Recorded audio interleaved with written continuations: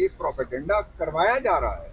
5 हुकूमतें बैठी हुई उस प्रोपेगेंडे का मौजूद हैं, और प्रोपेगेंडा ये है कि इलेक्शन नहीं होंगे, कैंपेन करने की इजाजत नहीं होगी। इलेक्शन होंगे भाई, ये दस्तूर का डिक्टेट है, ये सुप्रीम कोर्ट का फैसला है। इलेक्शन कैसे नहीं होंगे? Number one. जो दूसरी गेम चल रही है उसको कहते हैं टेक्नोलॉजी ऑफ फियर।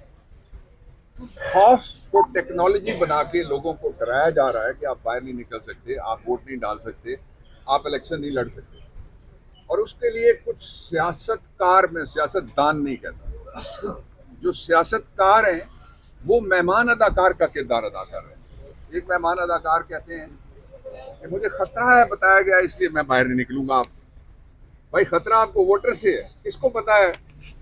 वो पटवारी के एक बुजुर्ग का कॉल है, वो कहते हैं कि कोई किसी को नहीं डरता, डरते ना अपने करतूता तू। 20 महीने में जो आपने हशर किया है पाकिस्तान की मैशत का, मुआशरत का, सियासत का, उस सारे से आप डरते हैं, और किस चीज से आप डरेंगे?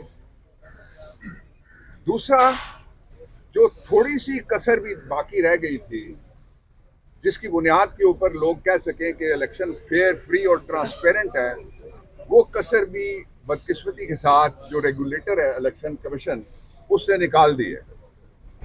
मुझे ये बताएं, कभी कोई सिविल जज किसी खातून के हक में या खिलाफ फैसला दे के अपील में सुप्रीम कोर्ट और हाई कोर्ट भागा उसके पीछे?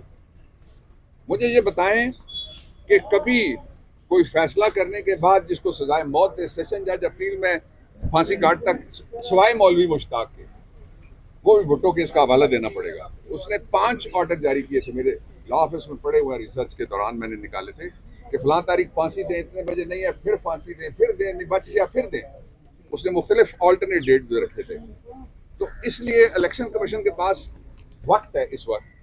मैं पूरे दर्दमंदी से उनको मुतवज्जो करना चाहता हूँ कि आप तारीख में जिंदा रह सकते हैं एक फेयर, फ्री, ट्रांसपेरेंट इलेक्शन के जरिए से। और फेयर, फ्री, ट्रांसपेरेंट इलेक्शन का पहला मरहला यह है कि इमरान खान उसमें मौजूद हो। मैंने पहले भी ये कहा था, मैं दोहराना चाहता हूं कि हर जुर्म में पैरोल पे लोगों को छोड़ा जाता है। आप इलेक्शन कमीशन अपनी अपीलें वापस लें इमरान खान के खिलाफ, अपने एतराजात वापस लें, अपनी डिस्क्वालिफिकेशन वापस लें। लोग अगर उसको वोट नहीं देंगे तो वो किस तरह से जीतेगा? एक सादा सा फार्मूला ही है। इसलिए फेयर, फ्री, ट्रांसपेरेंट इलेक्शन, ये मैं पाकिस्तान तहरीक इंसाफ की तरफ से नहीं कह रहा, ये पाकिस्तान के वोटर की तरफ से मैं कहना चाहता हूँ। ये कौम पूरी कहती है, आप सारे, आपके दिल की ये ख्वाहिश है मुकाबला हो, मैदान सजे, सारे खिलाड़ी मौजूद हों। और अगर किसी को वॉक ओवर देने के लिए,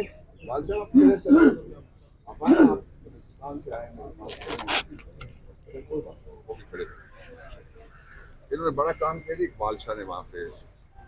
और जो मैदान जब तक नहीं सजदा, मुकाबला नहीं होता, लोग कैसे कहेंगे कि ये एक इलेक्शन था? अब जो ये साइंस है फियर ऑफ नॉन इलेक्शन को टेक्नोलॉजी बना के जिस तरह से पेश किया जा रहा है, ये नहीं चल सकता। आखिरी बात इस पे जो मैं कहना चाहता हूं वो ये है कि इस वक्त पाकिस्तान की तारीख में जिस तरह से एक पार्टी को रोकने के लिए जो कुछ हुआ है, कभी इतने बड़े पैमाने पर कागजात मुस्तरद नहीं हुए, कागजात छीने कभी नहीं गए, औरतों पे हाथ कभी नहीं डाला गया, माओ बहनों बेटियों को जो अंदर और बाहर आरओ के दफ्तर से इस तरह से कभी उनको बेतौकीर नहीं किया गया। और उसके बाद अब क्या है? अब ये है कि रास्ता हमारे पास एक ही है। आप में से कोई पाकिस्तानी, मेरे समेत और आप समेत मैं भी ये चाहते हैं कि पाकिस्तान के हालात ठीक हों, लोगों को रोजगार मिले। चोर बिठाने से रोजगार नहीं मिल सकता, मनी लॉन्ड्रर के आने से डॉलर नीचे नहीं जाता। आपने तजर्बा कर लिया है।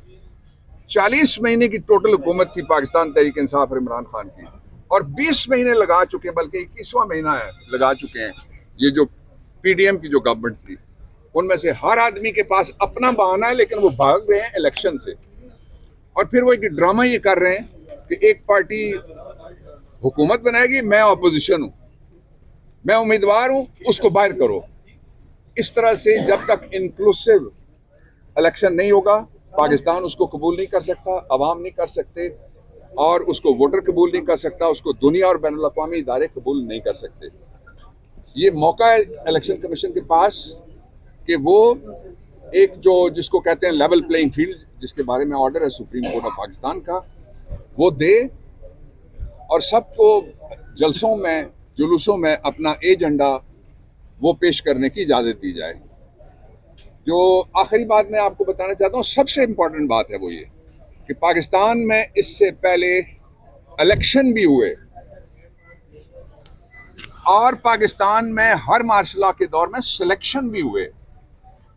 इस दफा पता चल रहा है कि ये इलेक्शन नहीं है, पुलिस की भर्तियां हैं जिनमें हमेशा लाठीचार्ज। बाबर अवान साहब, एक अरसे बाद एक केस लगा हुआ है, तो क्या सुप्रीम कोर्ट ऑफ पाकिस्तान मुस्तकबिल में भी टाइमली फैसले करेंगी या इसी तरह किसी के साथ इंसाफ नहीं होता वो जाके 20 साल 30 साल बाद जाके केस खोलेंगे, अगर वो मर गए तो उनका इस पे डॉक्ट्राइन है पूरी, justice delayed is justice denied, तवज्जो करनी चाहिए इस पे। अच्छा सर, जैसे आपने बात की कि इमरान खान को इलेक्शन में होना चाहिए, पीडीएम जमातों में से सिर्फ पीपल्स पार्टी के रहनुमा और बिलावल भुट्टो साहब ये बात करते हुए नजर आते हैं कि इमरान खान के बगैर इलेक्शन काबिल कबूल नहीं है, उनको भी फील्ड में होना चाहिए।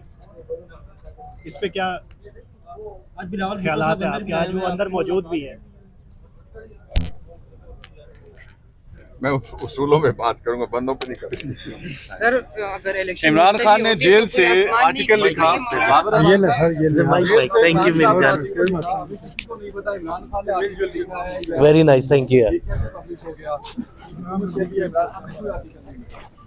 मुर्तजा सुलंगी साहब कहते हैं ये झूठ है। कौन साहब कहते हैं? मुर्तजा सुलंगी। वो ये तो मलंगी वाला बयान उसने दिया है। तुम्हें पता नहीं है कि अबुल कलाम आजाद समेत लोगों ने किताबें लिखी हुई हैं वहाँ जेल में बैठ के। ओके जी, अल्लाह हाफिज।